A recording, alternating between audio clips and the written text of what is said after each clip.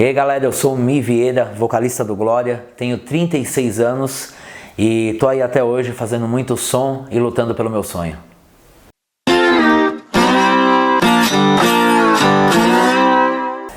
Bom, eu comecei a me interessar por música, eu era muito novo assim, era uma coisa muito de família, eu acho que foi uma coisa muito minha, só que minha mãe ela sempre introduziu a música muito na minha vida, né? Então minha mãe comenta que quando eu era moleque, que eu nasci em Guarulhos, né? E a gente morava em Guarulhos. E ela falava que eu sempre dançava um breakzinho que o pessoal soltava, que era uma música que era mais que linda está, mais que linda está, eu te quero, né? Nunca me esqueço disso. Eu tinha o LPzinho desse grupo de rap, o Dom Cezão, que é muito meu amigo do rap, assim, é meu amigo fora do rap, né? O Dom Cezão, ele me falou uma vez desse grupo. Então minha mãe sempre me ajudou, né? Minha mãe sempre me influenciou muito. Meu pai também curtia muito o som, só que meu pai curtia a Jovem Guarda, e a Jovem Guarda pra mim era meio brega na época, não sei, eu gostava e não gostava. E eu, por eu ter crescido com a minha mãe, fui criado pela minha mãe, né? Minha mãe me criou, ela que fez tudo por mim, assim, tipo, de ensinamentos, né? Então, e minha mãe me ensinou música. E minha mãe ficava o dia inteiro, dona de casa, né? Sempre foi dona de casa, sempre cuidou de mim e dos meus dois irmãos. E minha mãe ficava ouvindo The Carpenters, Bee Gees, Christopher Cross, era só música romântica. E nossa, aquilo me chamou a atenção. Ela ouvia a música italiana, Peppino Di Capri, Julio Iglesias. E minha mãe ouviu tanto som na minha vida que eu acho que ela me influenciou muito. Minha mãe que me influenciou muito. E depois eu fui conhecendo o rock, né? Mas tudo começou na família, né? Desde ouvir um samba, um Almir Guineto com meu pai, que às vezes ele escutava, até ouvir o Michael Jackson com o irmão meu, ou com o meu irmão Alexandre, que ouvia um samba, né? Ele gosta de samba até hoje. Mas sempre fui envolvido com música, mas o rock que me chamou, né? Bom, esse processo de entrar no Dance of Days, eu já estava bem envolvido com a cena de hardcore, isso foi em 99, 2000. Eu estava trabalhando no Escabadabadu, que era um programa de ska da Rádio Brasil 2000. Trabalhava com o Cascata, com o Alemão, e o Cascata me ensinou muita coisa naquela época, não tem nem o que falar, sou muito grato a ele. E naquela época o Cascata sempre chamava as bandas pra ir na rádio, né, dar entrevista. Então na época era, bandas ouro, assim, tipo Street Bulldogs, sabe, era o Crazy Legs, que eu achava muito bom, Zumbis do Espaço, tava bombando pra caralho, Garage Fuzz, nem se fala. E naquela época eu já envolvidaço com a cena. O pessoal falava, você viu o Dance of Days? Eu não conhecia tanto o Dance, eu conhecia o trabalho do Nenê. Os caras, você viu o Dance of Days? E eu, já estava envolvido com o Stray Edge. O Stray Edge ali é da minha vida. Conheci o Stray Edge, achava o máximo, né? Todo esse lance do movimento ser tão organizado, né? E o Dance é da Stray Edge, né? O Nenê era um cabeça do Stray Edge. Aí eu comprei o Six First Hits, que era o primeiro disco do Dance, e aí o Nenê fez aquele show da volta no Hangar 110, o Dance of Days entrou como uma banda surpresa, eu não lembro quem tava tocando no dia, só que o Dance entrou no final e foi, um choque. Eu assisti aquilo, e aquilo me matou assim, eu falei, cara, que banda é essa? Aquilo me chamou a atenção, e na época o Edgar, que tocava no Gritando HC, hoje toca no Supla, o Edgar é muito meu amigo, desde moleque também, o Edgar chegou em mim e falou assim, porra, Mi, tô tocando no Gritando HC, né? E o Gritando HC era muito famoso, Donald era um ícone na época. Aí eu falei, porra, Edgar, tá tocando numa banda grande, bicho. Meu sonho é tocar numa banda grande, numa banda que eu sou fã. Ele falou, cara, você vai realizar esse sonho. Aí eu falei, como, né? E o Edgar falou, cara, indo atrás, o que você vai fazer? Vai começar a ir nos shows do Dance of Days, vai conhecer o Nenê, vai se envolver com os caras da banda. E eu falei, beleza, eu vou me envolver.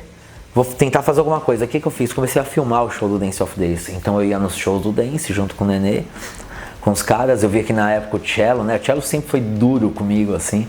O Cello sempre meio que me tratava mal, mas eu insistia e eu filmava. Eu tinha uma câmera gigante de filmar com umas fitas VHS. E eu filmava show do Hangar, filmava um monte de coisa pro Dance. Até que um dia o Nenê me ligou, cara. O Nenê me ligou. Eu tocava no Milidux, que foi uma banda de grande expressão minha também. O Nenê me ligou, tava no Milidux já tava meio, né, boiando. Aí o Nenê falou pra mim, eu tava no cursinho, cara, querendo morrer, assim. Mano, eu tava querendo ter um AVC naquele cursinho, cara. Nada me tirava de lá, e quem me tirou de lá foi o Nenê Altro. O Nenê Altro me ligou, tava numa aula assim, ele me ligou e falou assim, pô, Mi, tudo bem?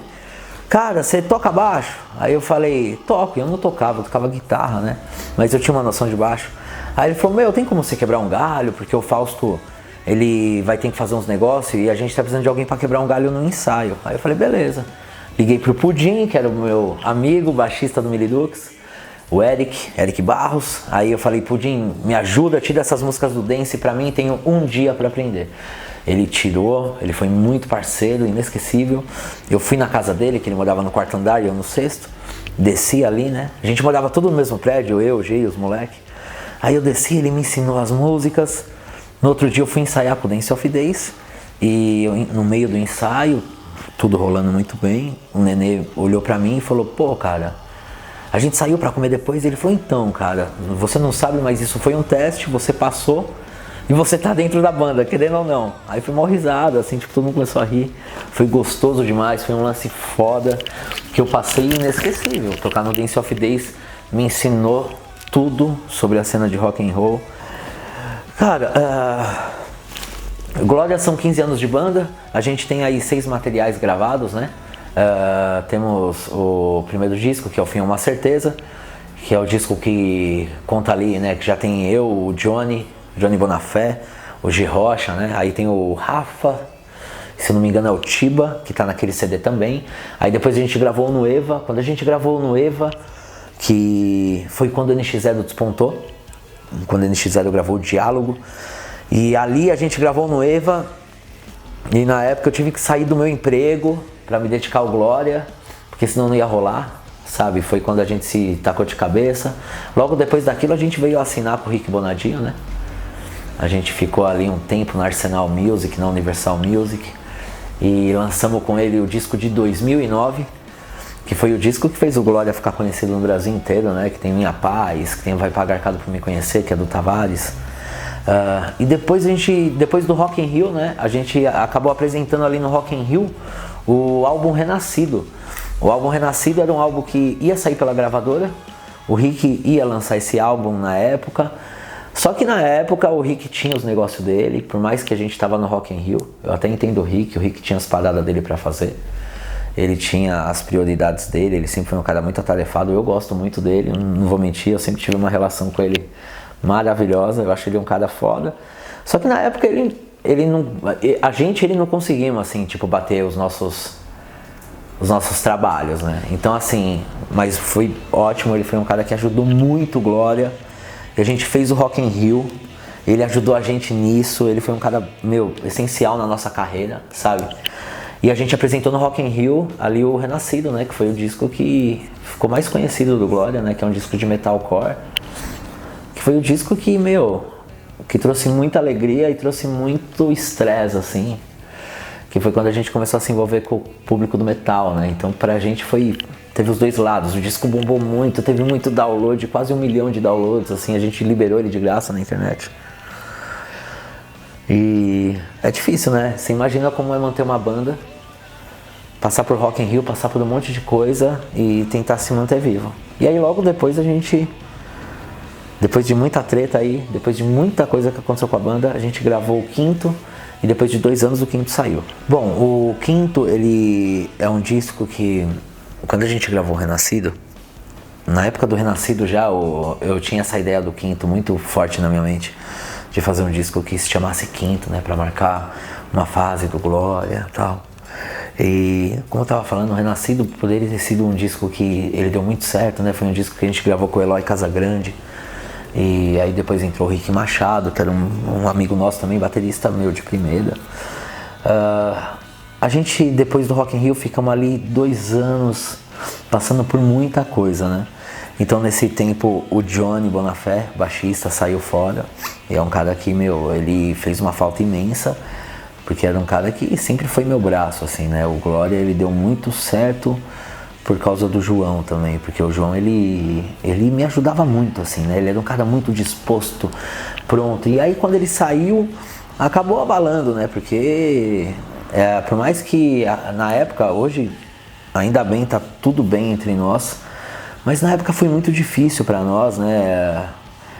ambos lados fica magoado, tal. Só que as coisas foram passando, né? E a gente sempre se amou muito, assim, cara, independente de qualquer coisa. E a gente viu que teríamos que voltar a conversar, né? Aí a gente voltou a conversar, mas com a saída dele eu me abalei muito. Me abalei com outras pessoas também, assim, que eram muito meus amigos, assim, e acabaram saindo do grupo. E lidar com isso foi muito difícil, lidar com essas perdas, entender que ia ser uma vida nova. E aí o Quinto demorou muito para sair. Demorou muito, a gente na época pensou em desistir, assim, muito assim do Quinto. Eu mesmo pensei em desistir várias vezes, de ligar pro Pérez, falar, cara, vamos desencanar, vamos gravar alguma coisa nova, tal. E, eu sempre falava isso pro Pérez, e o Pérez, não, vamos apostar, vamos lançar, tem 5 músicas. Ia ser um disco, né? Ia ser um disco de 10 músicas, só que a gente não conseguiu, assim, porque a gente tava numa fase muito turbulenta, né? Cada um num relacionamento. Na época o meu filho já estava para vir, já estava para chegar, então foi muito difícil lançar o Quinto. O Quinto saiu nos trancos e barrancos, assim. Ele teve que sair. É um disco que eu gosto, são músicas boas.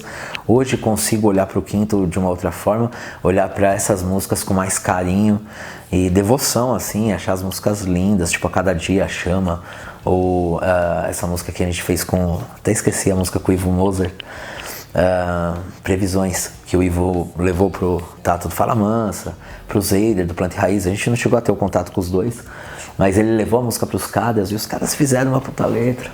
E é um puta disco, assim, querendo ou não. Mas é uma fase do Glória que a gente lançou, vai se fechar esse ciclo e vai começar algo novo agora. Agora, se for pra falar de rock, a cena tá legal pra caramba, indiscutível. Tem muitas bandas boas por aí. Eu vejo o próprio Pence mesmo, que, cara, o Pence criou aí uma cena muito boa numa época que não existe rock. Eu vejo o Pence hoje em dia conseguindo levantar multidões, públicos em vários lugares, e isso me deu um punch a mais. Falei, olha que legal, né, ver essa molecada tocando hardcore e bombando dessa forma. Aí por outro lado você vê aí o Menores Atos, puta banda boa, né, cara, Devin The Mentals, também acho legal pra caramba. Você vê a Débora mesmo fazendo um puta corre, sabe, pra fazer um negócio acontecer. E tem muita banda boa, Bayside Kings, eu acho a cena boa, eu acho que tem bandas legais, sim. Mas a cena tá bonita, sim. Eu acho que a gente tem tudo pra crescer, pra ser um rock novo. Se a gente tem bandas como Surra, que são 3 meninos, né, que você vê, são 3, eu não conheço eles, né, pessoalmente, mas eu vendo pela internet, né, como fã, que você acaba se tornando fã dessas bandas também, eu vejo que são caras novos, assim, é uma galera nova que, tá vindo com um som pesado, tá criando um negócio bonito. Bayside Kings, tem cena. Project 46, tem uma cena bonita assim. O rock tá aí. Basta você querer ver. Basta você olhar sem preconceito. O rock não é antigo. O rock é muita atitude. Você tem uma banda de rock, você tem que ter muita coragem para você criar uma música, sabe, do zero ali, uma ideia, um clima. Então todas essas bandas, para mim, estão de parabéns por estarem aí trabalhando num momento tão podre que é esse que a gente está vivendo. Bom, eu sempre fui bem envolvido com esse lance de religião na minha vida, né, por causa da minha mãe. Minha mãe não é crente, não é evangélica, muito ao contrário. Minha mãe é espírita, mesa branca, né, Allan Kardec. Minha mãe sempre foi envolvida com isso. E eu sempre cresci vendo isso, né, dela ser envolvida com esse lance e tal. Minha avó é extremamente religiosa, católica. E eu sempre achei bonito. E esse lance de Krishna sempre foi muito presente na minha vida, porque minha mãe e a gente sempre trocou muita informação. E quando eu era moleque, que eu perguntava tudo, assim. Eu lembro que cada criança falava, mãe, o que era aquilo? Ela falava Hare Krishna, né? E aquilo ficava muito firmado na minha cabeça, assim, né? E isso foi passando, e na época, aí foi que eu comentei, eu conheci o Shelter, né? E o Shelter, quando eles lançaram Here We Go, né? Here We Go Again, né? Puta, música linda. E quando eles lançaram esse clipe, eles lançaram o Mantra, que é do CD, e ali eu tive um contato total. Eu não tinha internet, não tinha nada, mas eu fui nas lojas americanas na época e comprei esse disco, Shelter Mantra, tocava na rádio, na MTV, e ali eu acabei conhecendo mais esse lance da palavra de Krishna, né? Mesmo assim eu não me apeguei, eu fiquei na minha. Eu fui me envolver assim com Umbanda muito depois, que eu fui pra Umbanda, achei legal pra caramba. O Glória foi muito envolvido com esse lance, assim, a gente gostava, né, na época. A gente passou por muitas maluquices, assim, em terreiro, essas coisas, assim, principalmente eu. E aí eu fiz parte da Umbanda, achava legal, sabe, eu curtia, mas não era algo que me completava. E na época mesmo, assim, foi em 2006, quando eu fui gravar o Nueva. Eu trabalhava na Liberdade, lá na Rua da Glória, inclusive. E aí lá eu encontrei um Ganesha, né? E aí eu me apaixonei, cara. E putz, isso aí mudou minha vida. O Nueva mesmo, quando você escuta o Nueva, eu gravei um mantra pra Ganesha, né? Isso foi em 2007. Eu gravei um mantra pra Ganesha no nosso disco Nueva. No final do Nueva, quando acaba o disco inteiro, fica um silêncio, aí começa um mantra pra Ganesha, uma loucura minha. Só que eu já amava Ganesha. Já amava muito esse lance do hinduísmo. E isso só foi se fortalecendo com o tempo, né? Foi crescendo, crescendo, crescendo, e de uns anos pra cá é algo que eu gosto, assim. Eu sou muito apaixonado por isso. Me considero um devoto externo, né? Porque eu não sou um devoto que mora no templo. Eu tenho muitos conhecidos que são devotos, né? Que moram no templo, mas eu não. Eu tenho uma vida normal, pago minhas contas, né? Eu tenho minha vida, querendo ou não, que eu mexo com dinheiro. Então tem coisa que eu não posso fazer. Eu não tô nessa vida ainda rara e total, né? Queria estar, quem sabe um dia. Mas amo isso, acho isso uma coisa muito essencial para qualquer ser humano. Como eu tenho meus amigos que são ateus também, tipo, um monte de amigo meu não acredita em Deus, não acredita em nada. E eu respeito, eu acho legal, acho que a gente tem que respeitar. O mundo é feito de tantas coisas, tantas ideias, opiniões e sonhos, então a gente tem que se respeitar. Para mim, a religião é algo importante, nem a religião, é a filosofia de vida, né? Ter uma filosofia de vida, mas eu particularmente tenho a minha crença, né? Sempre tentei passar isso na minha casa.